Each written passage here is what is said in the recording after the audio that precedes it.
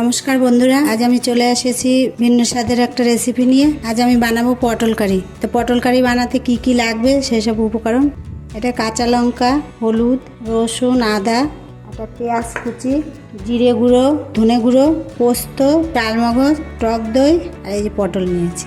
একটা পেস্ট বানিয়ে নেব, তারপরে ফিরে আসছি রান্নায়। এই যে পটলটা এভাবে ছুলে নিতে হবে, সব খোসা ছাড়াবো না, অল্প অল্প করে এরকম পটলকে খোসা রেখে রেখে কাটতে হবে, ছুলতে হবে।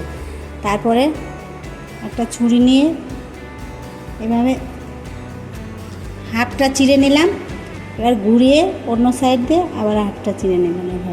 এভাবে চিড়ে নিয়ে সব পটল তেলে ভাজতে হবে।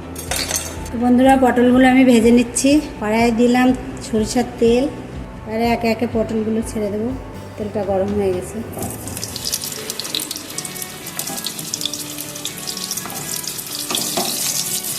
এই দেখুন বন্ধুরা, পটলটা আমার ভাজা হয়ে গেছে, এবার নামিয়ে নেব। তো বন্ধুরা, কড়াই আমার গরম হয়ে গেছে, এবারে দিয়ে দেবো সরিষার তেল। তেলটা গরম হয়ে গেছে, একে একে ফোড়নে যা দেবো সেগুলো আস্তে আস্তে একটা একটা করে ছেড়ে দিচ্ছি। প্রথমে শুকনো লঙ্কা দেবো, গোটা গরম মশলা, এবারে দিচ্ছি একটা তেজপাতা আর অল্প একটু জিরে, গোটা জিরে। ফোড়নটা ভাজা হয়ে গেছে, সুন্দর একটা গন্ধ বেরিয়েছে। এবারে পেঁয়াজটা দিয়ে দেবো, জন্য পেঁয়াজ।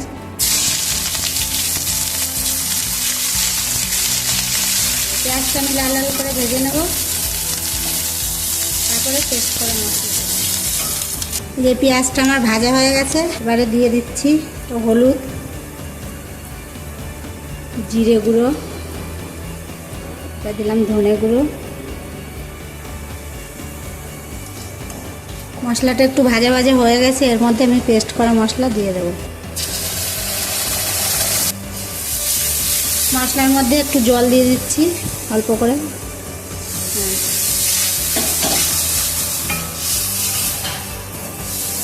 মশলার মধ্যে জল না দিলে মশলাটা তাড়াতাড়ি পুড়ে যায়, মশলাটা ভালো করে ভাজা হবে না, একটু জল দিতে হবে।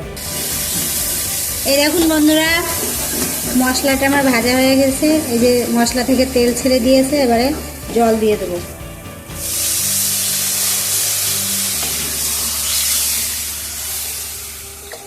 এই জল খুব বেশি পরিমাণে দেব না, এটুকুই হয়ে যাবে।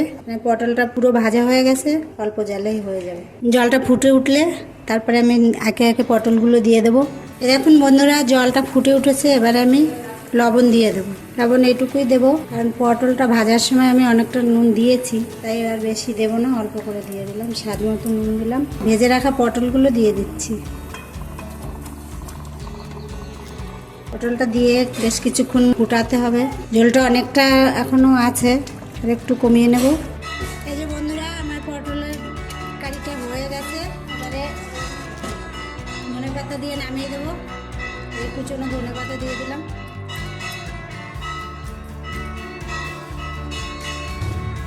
এইটুকু ভেবে রাখবো।